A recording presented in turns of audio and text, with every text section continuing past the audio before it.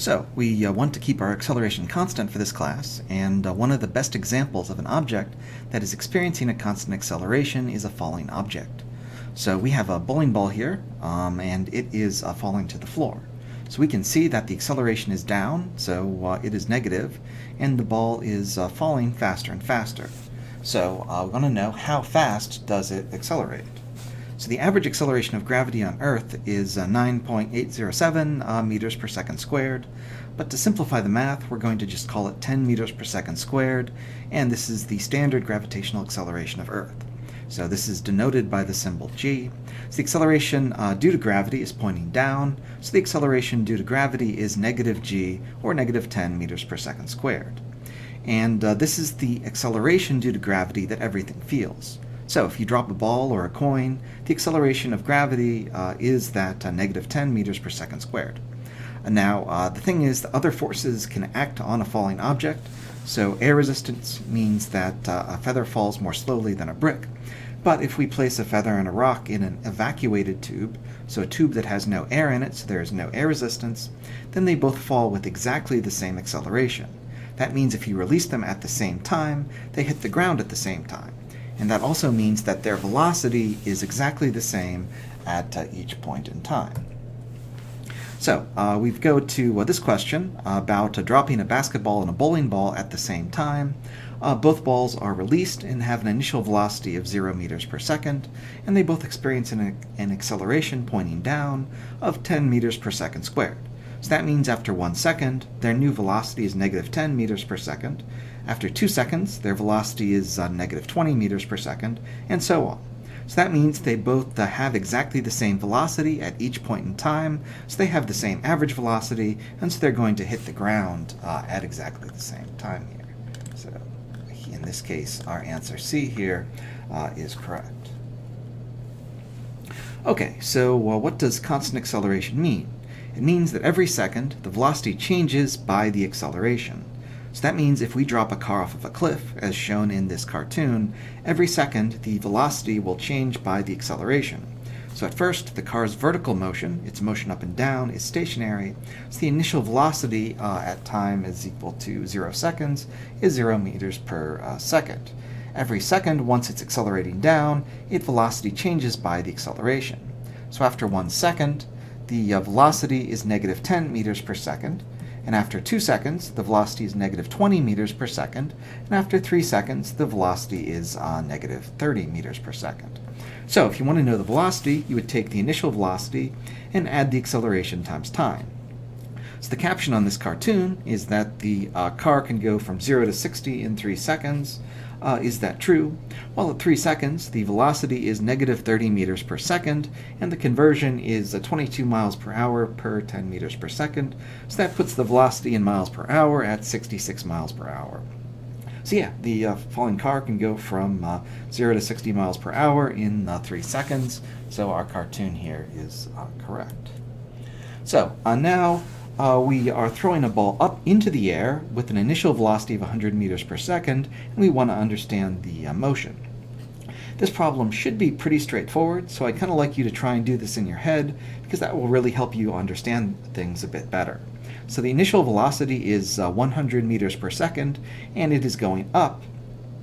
And so that means the acceleration is negative 10 meters per second squared.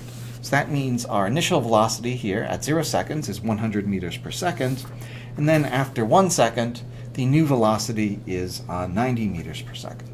And then after 2 seconds, the velocity is 80 meters per second, and at 3 seconds, it is 70 meters per second.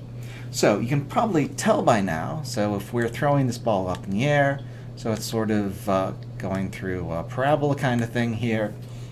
So what happens is, I guess I forgot to add that. So at 10 seconds, our velocity is 0 meters per second.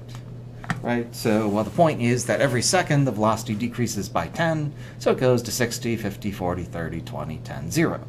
And at the very top, so at that moment, the velocity will be 0 meters per second. The ball has reached its apex, so that is the highest height that it reaches, and so there the velocity is 0. So there is a split second where that ball stops moving, and before it starts falling back down, and that's its highest point, so that means the ball is going to reach its apex at 10 seconds. Now we want to know the average speed. Well, the initial velocity is 100 meters per second, and the final velocity is 0 meters per second. So the average velocity is 100 plus 0 divided by 2, and so that means it's going to be 50 meters per second. So the average speed is 50 meters per second. For height, we know the average velocity from when we threw the ball to its highest point, so that's going to be 50 meters per second, and it took 10 seconds to get there, so that means the displacement at the apex is going to be the 50 meters per second times 10 seconds, so the maximum height is going to be 500 meters. Oh, there it was. Oh. Okay, so now we have a slightly different but similar question, where we throw a ball down from a building, and this time it has an initial speed of 5 meters per second. So we have to be a bit careful with the wording here. It is thrown down with an initial speed of 5 meters per second, so the initial velocity is negative 5 meters per second. So we are asked, what is the ball's speed at 4 seconds? First, the answer asks for speed, so speed is always a positive number. So even though the ball is moving down, the answer is going to be the absolute value of the velocity. So to find the velocity, we're going to take the initial velocity times the acceleration times time. So the initial velocity is negative 5 meters per second times the acceleration, negative 10, times 4 seconds. So that then gives us negative 45 meters per second for the velocity. So remember, the ball has a speed of 45 meters per second and is traveling down, so our speed here is 45 meters per second. So if you're asked for speed, then that means it's going to be a positive number. Now we want to know the average speed. Again, the speed's a positive number, so our answer is going to be the absolute value of the average velocity. And to get the average velocity, we take initial velocity plus the final, so negative 5 plus negative 45, divide by 2, and that gives us a average velocity of negative 25 meters per second. So if the average velocity is negative 25, then the speed is going to be 25 meters per second. And then last, we want to know how far did it fall during the 4 seconds. So that means we're going to take our average speed, or sorry, average velocity, so negative 25. We're going to multiply by the 4 seconds. So that means that the displacement is negative 100 meters. So the ball has fallen 100 meters. So remember, it's asked how far did it fall. So that's asking for a positive number. So there it fell 100 meters.